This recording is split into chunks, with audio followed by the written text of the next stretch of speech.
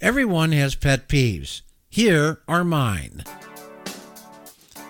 Hello again, everyone. Scott Simon Says, coming to you from the greatest city in the world, Las Vegas, Nevada. And it's a Simon Says Saturday. Now, I'm going to explain the schedule of Simon Says in the future at the end of this episode. But I want my Saturday features to be lighthearted and a little thought-provoking. And I thought maybe pet peeves would be a good way to start. I spent a lot of years in journalism, and when I was younger and not quite as good as I got to be later on, I made a lot of errors. I made a lot of common sense errors. But now that I'm older, wiser, I look at the industry now and see a lot of things that I just don't like. And some of them really bug me. So here are a couple of items that just stand out. And I'd like for you to tell me in a comment if they stand out to you as well.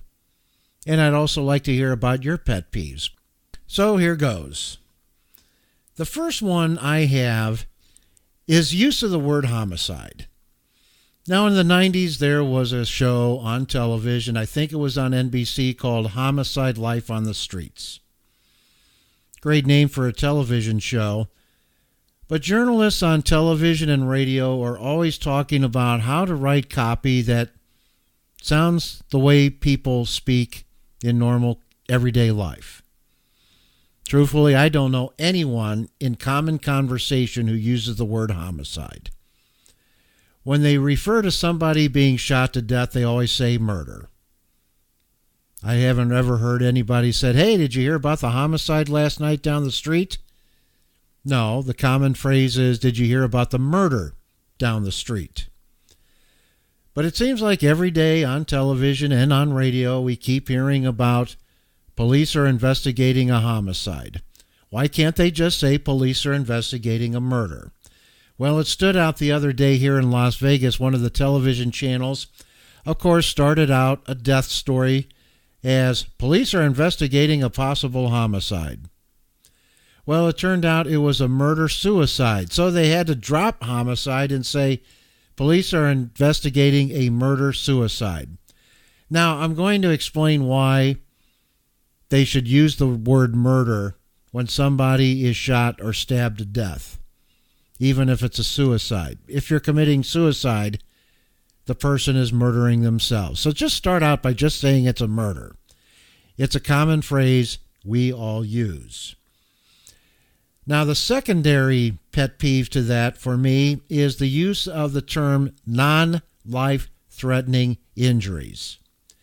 You see, years ago, before the HIPAA Act was passed by Congress protecting medical information of people in a hospital, we could call a hospital and get a condition report on a crime victim. They're in critical condition. They're in good condition. They're in fair condition. Well, now they can't do that because the patient's medical information is protected by HIPAA. So they invented the phrase non-life-threatening injuries. Now, that's cop and hospital speak. That's not common conversational speak. So how should radio and TV broadcasters describe something involving injuries of a crime victim when they don't know the official condition? Just ask the question, will the person live or die? They can say, the person looks like they're going to live, or the person is not in too good a shape and he may die. Make it conversational. Quit using phraseology that cops and hospitals use. Talk like we talk. Every time I hear non-life-threatening injuries to somebody who's going to survive the victim of, or he's the victim of an attack, just makes me cringe. Those are just two of my broadcast pet peeves. What are yours? I'd like to hear about it in my comments section below. Here is our schedule of podcasts that's coming up on Simon Says. We're going to get into a regular schedule. Each Saturday, I'm going to do a Simon Says Saturday episode that's lighthearted, get you to think, but on topics that aren't that critically serious. On Tuesday, we're going to have a professionally oriented podcast, such as interviews with newsmakers and experts. So that is our podcast schedule upcoming for the next several months as we continue to grow, and we thank you for your listening. Saturdays will be lighthearted features, and Tuesdays will be more professionally oriented podcasts on more serious topics, and they'll involve interviews with newsmakers and experts. So thank you for listening to Simon Says Stories. We're growing by leaps and bounds, and now that I'm in retirement, it's something I'm learning a lot about, and I'm learning a lot about you, what you want to hear about. So tell me, just comment in the comment section.